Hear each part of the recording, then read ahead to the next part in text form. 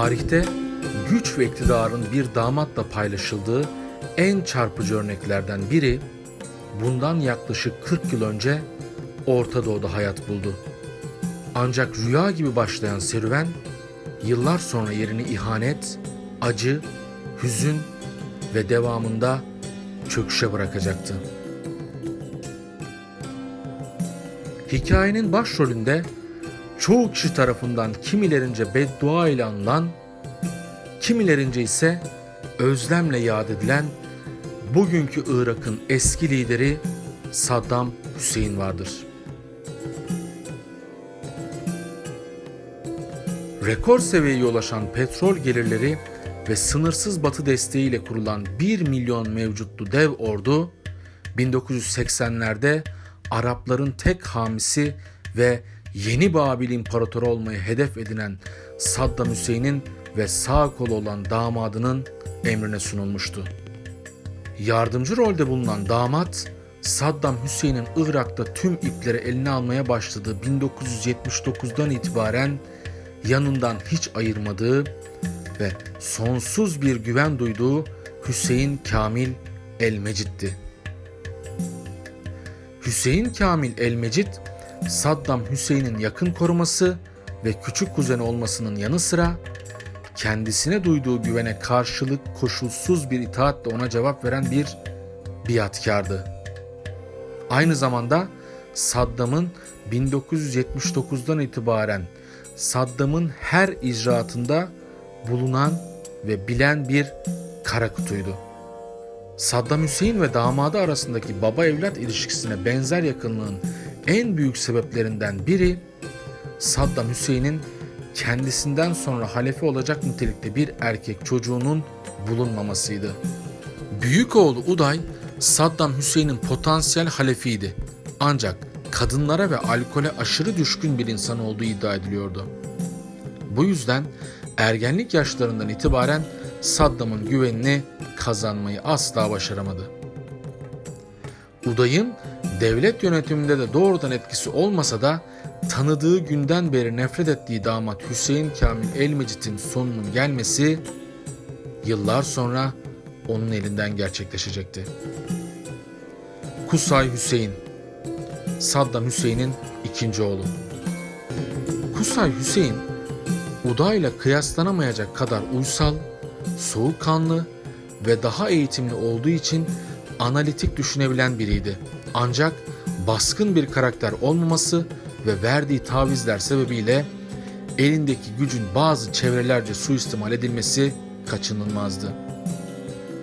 Damat Hüseyin Kamil el-Mecid'in kendi nüfuz alanlarını daraltmasından rahatsız olsa da babasının sözünden çıkmayarak hikaye sona erinceye kadar açık bir husumet sergilemedi. Ragat Hüseyin, Saddam Hüseyin'in kızı. Ragat Hüseyin, Saddam'ın 3 kızından en büyüğü olmakla beraber aralarında ayrı yere koyduğu, hatta annesine benzediği için üzerine titrediği bir yere sahipti. Henüz çocukken beşik kertmesi benzeri bir bedevi geleneğiyle Saddam'ın üvey kardeşinin oğlu ile nikahlanmıştı. Evlilik yaşına geldiğinde hüküm doğurmaya başlayacak olan bu birliktelik Saddam tarafından engellendi ve Ragat Hüseyin 15 yaşındayken Kamil el-Mecid ile evlendi.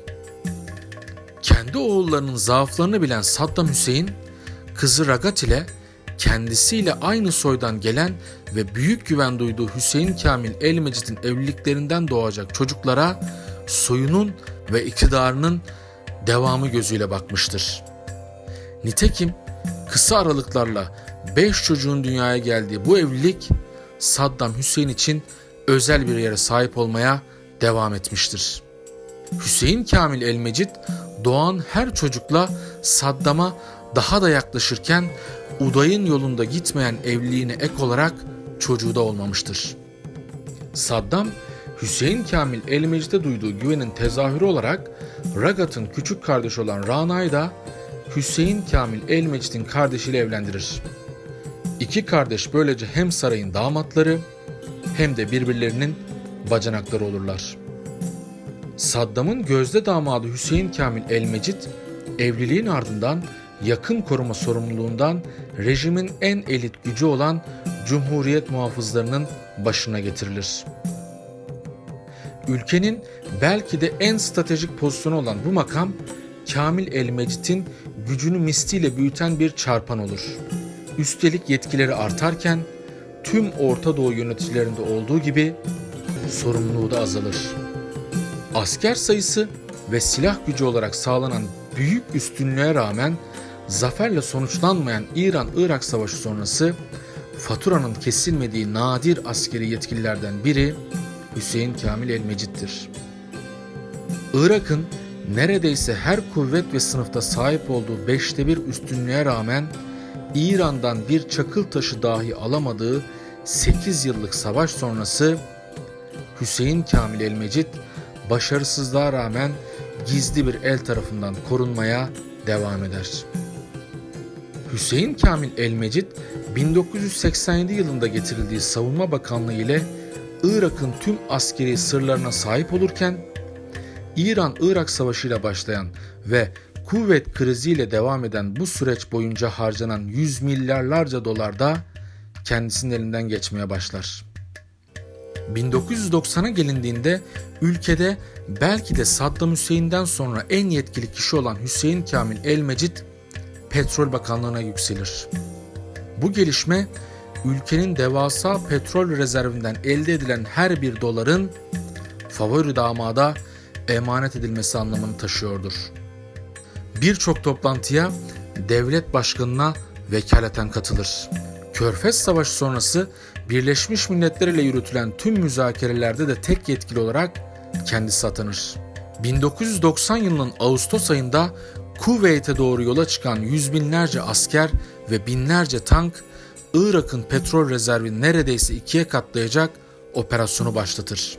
Ancak sahadaki bu müthiş sayısal veri yine sonuca yansımayacağı gibi bu kez Irak için bir felaketle sonuçlanacaktır.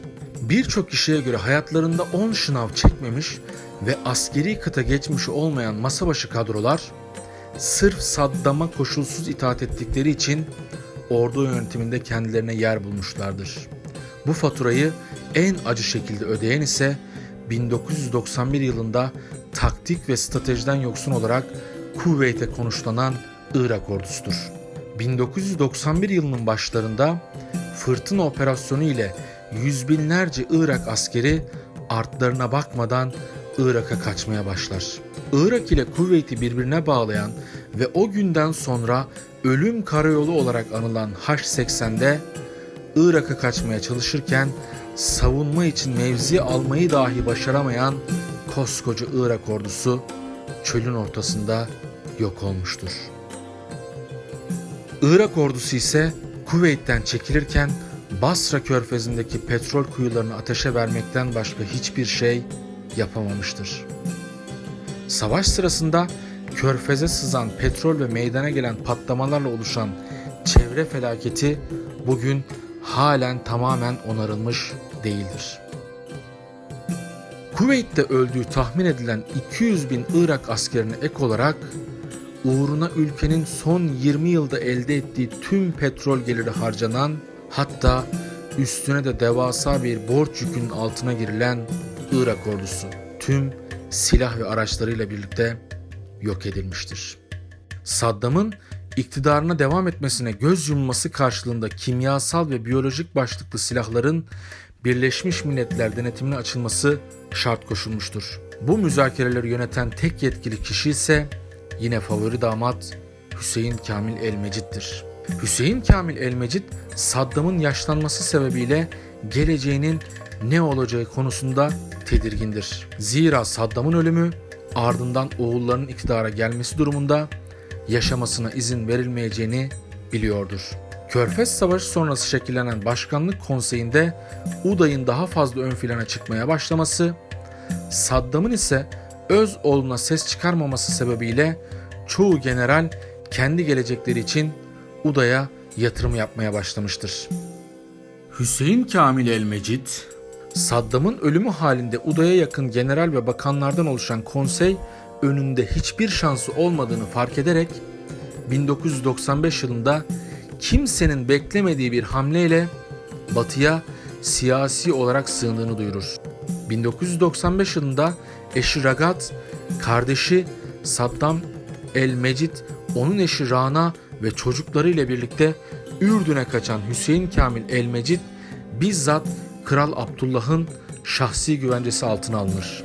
Bu süre zarfında çeşitli ülke ajanlarıyla buluşan Hüseyin Kamil el-Mecid, Saddam ile ilgili gizli bilgileri, yetkili personelin isimlerini ve teknolojik kapasiteleri içeren bir dizi bilgiye sahip olduğunu ve bunları Batı ile paylaşabileceğini duyurur. Saddam Hüseyin'in o güne kadar gizlediği ve olası bir savaşta son koz olarak kullanmayı planladığı bu envanterler, ambargo altındaki Irak'ta fakir halkın ekmeğinden kesinti yapılarak meydana getirilmiştir. Hüseyin Kamil el-Mecid bu bilgileri Batı kamuoyuyla paylaşarak Saddam iktidarına son verilmesi ve Irak'ta Batı ile iyi geçinen yeni bir rejim kurulması gerektiğini söyler. Bahsettiği yeni rejimin başına geçecek kişi de söylediğine göre kendisidir. Ortada sıkışıp kalan Saddam ise tüm dünyayı şok ederek Hüseyin Kamil el-Mecid'in fişini çeker ve onu değersiz bir et yığınından farksız hale getiren hamlesini yapar. Tüm gizli envanterlerin yerlerini ve tüm sırlarını Batı'ya bizzat kendisinin teslim edeceğini duyurur. Belki de Saddam'ın sonu anlamına gelen bu hamle, elinde sadece bir koz bulunan Hüseyin Kamil el-Mecid'i her anlamda tüketir. Kısa süre öncesine kadar bir takım istihbarat örgütlerinin favori ajanı olmaya aday Hüseyin Kamil el-Mecid artık bir hiçtir. Ancak Saddam'ın öncelikli amacı Hüseyin Kamil el-Mecid'i yok etmek değil, onu canlı olarak Irak'a getirmektir. Batı tarafından terk edilmesinin ardından da affedileceğini ve canının bağışlandığını duyuran Saddam onu Irak'a davet eder. Irak'a geri dönen Hüseyin Kamil el-Mecid ve kardeşi önce ivedilikle ve zorla eşlerinden boşandırılırlar. Saddam'ın onları idam ettireceği kesindir. Ancak kızlarının kocalarını öldüren baba olmamak için bu ağır maliyete katlanmıştır. Boşanma işleminin ardından ise her iki damat Hüseyin Kamil el-Mecid ve kardeşi Saddam Kamil el-Mecid 1996 yılında hayatları son bulur. Bu olayın ardından eşleri Ragat ve Rana 2003 yılına kadar babalarının güvencesi altında yaşamaya devam ederler. Şu an ise Saddam'ın ailesinden hayatta olan kişiler sadece kızları Ragat, Rana, hala ve 5 çocuğudur.